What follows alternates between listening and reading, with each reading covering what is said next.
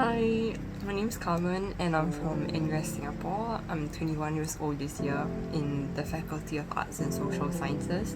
I'm doing a double major in Communication Media and Southeast Asian Studies, and so you see the map of Southeast Asia on my wall, and Thailand is right there. Fun fact is that I've always wanted to do a summer program at Mahidol University because it's the only university in the whole world that NUS offers that I can fulfill requirements for both of my majors. Apart from that, I live in Hougang, which is in the northeastern part of Singapore, and I stay in a HDB, which is like Singapore's form of public housing, and 80% of Singaporeans stay in HDBs. Other things about me is that like reading, cats, and I have an unhealthy obsession with coffee, so if you see me drinking anything halfway during the lesson, it's probably coffee. I would assume that you have heard of like more famous tourist attractions in Singapore, like the Gardens by the Bay or the Malayan. So here are 5 other places that you can visit in Singapore that I think you'll be interested in. First on this list is the Blu Jaz Cafe. It's located in Haji Lane in Kampong Glam, and despite its name, the Blu Jaz is actually a bar, not a cafe.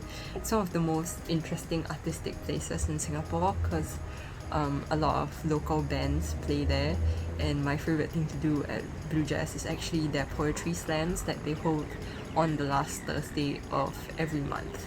Next up, we have the Punggol East Container Park. It's this stretch of seafood places along the Punggol Waterway, which is part of a larger system of waterways and parks organised by the National Environmental Agency of Singapore. It's quite near my place actually, because it's also in the northeast, so sometimes I'll cycle down there. If you're lucky, you'll see the Singapore Glamping Society sometimes next to the containers, and on weekends there's also like parrot owners who sometimes gather in the area. Third in the list is the NUS Baba House.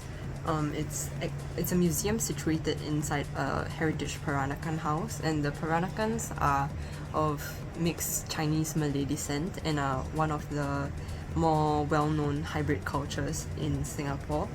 They're open to the public, but you'll have to make an appointment because they limit the number of people inside the house so as to protect the structure and safety of the house.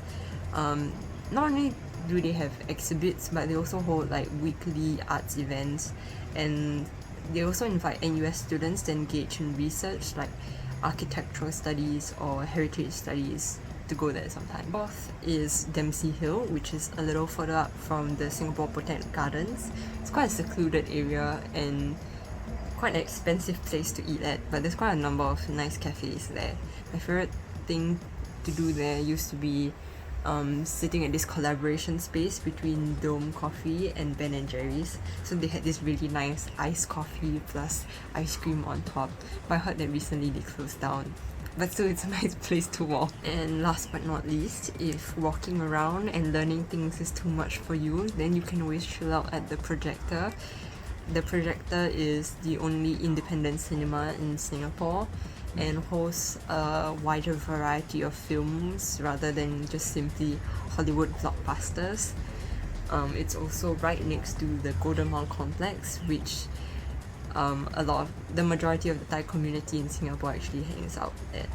Yep, that's it. I hope you've enjoyed the introduction to myself and to Singapore, and looking forward to seeing you all in class. Thank you, bye.